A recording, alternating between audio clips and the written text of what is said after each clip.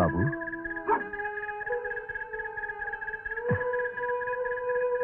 আপনার জন্য কিছু খাবার এনেছি। খাবার কোনো ইচ্ছে নেই, কেন তোমরা কষ্ট করে সব নিয়ে এসেছো?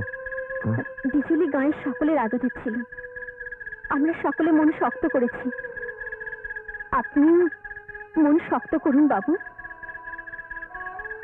আমরা জানি বাবু, আপনি বিজলিকে ভীষণ ভালোবাসতেন। সে অকালে চলে গেল, কষ্টতে আমাদের বুক চুরমার হয়ে গেছে। কিন্তু বাবু, আপনি যদি ভেঙে পড়েন তাহলে এই গাঁ রক্ষা করবে কে বলুন তো? তুমি বলছো গায়ের কথা, নিজের কথা কখনো চিন্তা করেছো বাবু? এই একজন আর আপনি একজন, শত বোঝালেও বোঝেন না কিছুতে। অপেক্ষা করছে শেষ 2 বছরের জন্য। সেই 2 বছরের ভিতরে বিজুলির মতো আমার অবস্থা যদি হয়ে যায়। না না, তোমার যেন তা না হয়, এর কথা না হয় জেনেছি, কিন্তু তোমার? আমার রঘুপতির জন্য এই অবস্থা। 6 বছরের বাচ্চা থেকে আরম্ভ করে 60 বছরের বুড়ো পর্যন্ত কেউ না কেউ কোনো না কোনো ভাবে তার ষড়যন্ত্রের শিকার। আমার যা হয়েছে তা বোধহয় কারোরই হয়নি।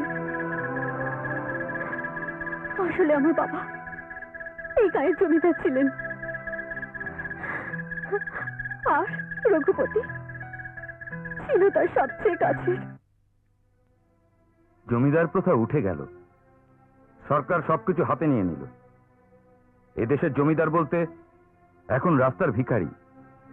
কিন্তু ভগবানের কৃপায় আমাদের সম্পত্তি বেড়ে যাওয়া ছাড়া কোন রকম কমেনি। আর তার জন্য তোমাদের 3 জনের অবদান কিছু কম নয়। আরে, তোমাদের মুখে কথা নেই কেন? কি হলো, কোন অসুবিধা হয়েছে? তোমাদের নাম আলাদা, বদলে তোমাদের নাম রঘুপতি রাঘব রাজারাম রেখেছি। কারণ সকালে তোমাদের নাম নিলে মনে পবিত্রতা জাগবে। তোমরা আমার কাছের লোক, নিজের লোক। কি হয়েছে বলো? দেখুন, আপনি যে পবিত্রতার জন্য আমাদের নাম বদলেছিলেন সেটাই বড় ভুল করেছেন। আমাদের মনে পাপ বাসা বেঁধেছে। বুঝলাম না। বুঝলেন সাহেব, আপনার গোলাম থাকার আমাদের আর ইচ্ছে নেই। যেমনই হোক, আমাদের পরিচয় কিনা চাকর। কথাটা কানে শুনতে ভালো লাগে না। আরে, আমি তো তোমাদের তেমন নজরে দেখিনি। আপনি না দেখলে কি হয়, লোকে তো দেখছে। সেটা ভেবেই আপনার সাথে বোঝাপড়া করার চিন্তা করেছি। কি চিন্তা করেছো? দাদা, আজকে আমরা আপনাকে মেরে ফেলবো। আপনার নিজের বলতে তো ওই মেয়েটা এই সম্পত্তি সামলাতে পারবে না, আমরা সামলাবো, মালিক হবো। আমি জানি তোমরা আমার সাথে ঠাট্টা করছো, কিন্তু এ ঠাট্টা করা ভালো নয়। ঠিক আছে, আপনি যদি ঠাট্টা বলে ভাবেন তাহলে আমরা প্রমাণ দিয়ে দেবো।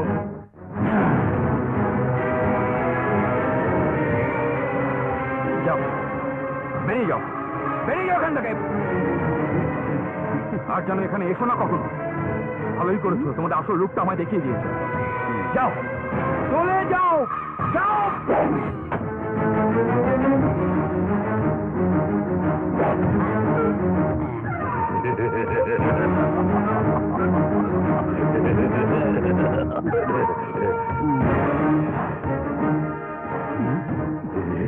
জীবনে আপনি অনেক ভালো কাজ করেছেন, কিন্তু একটা ভুল কাজ করেছেন।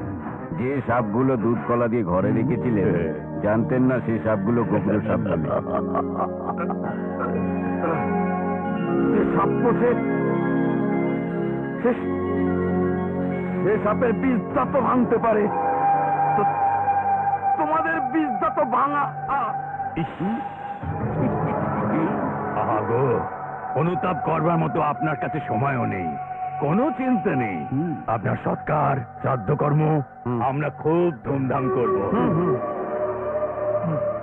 মরণটা যদি তোমাদের হাতে লেখা থাকে তাহলে তাহলে মরবো তো নিশ্চয়। কিন্তু সম্পত্তির জন্য তোমরাও মরবে। আর তোমাদের মরণ অপঘাতেই যেন হয়। আপনি শান্তিতে স্বর্গে যান দাদা, ওখান থেকে দেখবেন আপনার সম্পত্তি আমরা বাড়িয়েই চলেছি। আরই খুশি হবেন, ভীষণ খুশি হবেন। নমস্কার। নমস্কার। নমস্কার।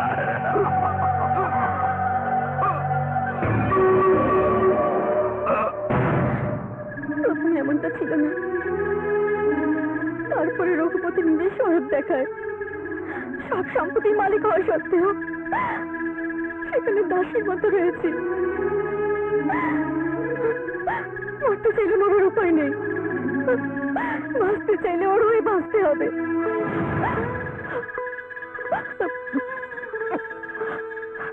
ক্ষমা করবেন, এত কথা বলা উচিত হয়নি। বুঝতে পারছি না এখানকার মানুষরা কি করছে। একটা পিঁপড়ের গায়ে পা লাগলে সে পর্যন্ত কামড়ে দেয়, একটা কুকুরকে লাঠি দেখালে সে পর্যন্ত দাঁত খিচিয়ে ওঠে, আর তোমরা কি বলছিলে যদু? 2 বছর? কি জন্য 2 বছর অপেক্ষা করবে? আরে 2 বছর পরে তো এই গায়ে কেউ থাকবেই না, সবার চিতায় গাছ গজিয়ে যাবে। কৃতদাস প্রথা কবে উঠে গেছে, তুমি কেন কৃতদাস রয়েছো? আমাকে কিছু বুঝিও না বাবু, আমি ধর্মের কাছে দোষী হতে পারবো না। ধর্ম ধর্ম করে তুমি অধর্মকে বাড়িয়ে দিচ্ছ। লঙ্কার রাবণকে মারায় কোনো অধর্ম নেই। আমি সব বুঝেছি। তোমার বাবা যত টাকা নিয়েছিলেন তত টাকা সে উসুলও করেছে।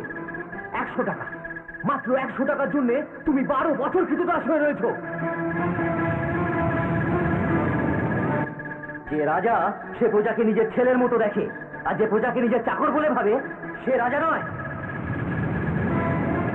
যে অন্যের স্ত্রী কন্যার দিকে কুদৃষ্টি দেয় সে একটা পশু, রাক্ষস, শয়তান। আর শয়তানকে ভগবান বলে পুজো করো না। এ গায়ে সন্ত্রাসের রাজত্ব চলে আসছে। একটা মানুষের কাছে কেন এতদিন তোমরা মাথা নত করে আছো বুঝতে পারছি না। পুরুষরা কেন কাপুরুষে পরিণত হয়েছে তাও বুঝতে পারছি না। আমি সরকারি চাকরি করি, সই করে মাসের শেষে মাইনে নিয়ে দিন কাটিয়ে দিতে পারি। ভীরু কাপুরুষদের জন্য লড়াচ্ছে, ভয় ভয় ভেরুয়া মানুষদের জন্য লড়াচ্ছে, এখান থেকে চলে যাওয়া ঢের ভালো। মরো তোমরা এখানে পড়ে পড়ে।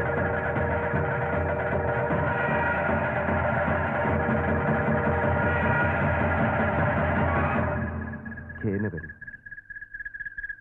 এসো।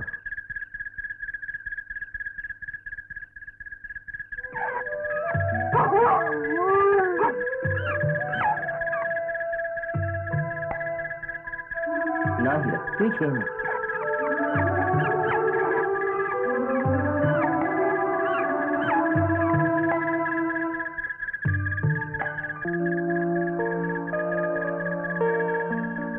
শোনো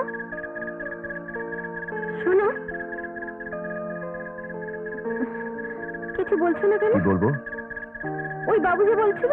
বাবু এখানে নতুন এসছে, সে এখনো রঘুপতির বিষয়ে কিছুই জানে না। জেনে গেলে একদম চুপ হয়ে যাবে। আমি খালি আমারটা বুঝবো। এই কাজের মধ্যে আমি দুনিয়াটা ভুলে গেছি।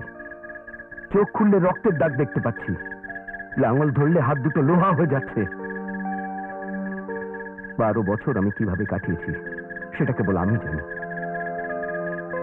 2 বছর খালি বাহানা, কখন তোমার কি হয়ে বসে তাই ভেবে আমি এখানে পড়ে রয়েছি। তোমার কি আমার ভালোবাসার উপর বিশ্বাস নেই? আর যদি বিশ্বাস না থাকে তাহলে তুমি এখানেই আমায় ছেড়ে চলে যাও। তুমি এমন বলো না। তোমার ওপরে আমার অনেক ভরসা। তুমি যেমন আমার জন্য বেঁচে আছো, আমিও তেমনি তোমার জন্য।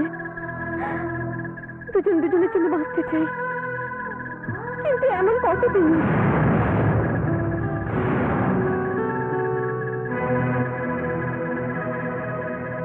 সূর্য যখন লাল হয়ে যায় তখন বোঝা যায় অস্ত যাওয়ার সময় হয়ে গেছে।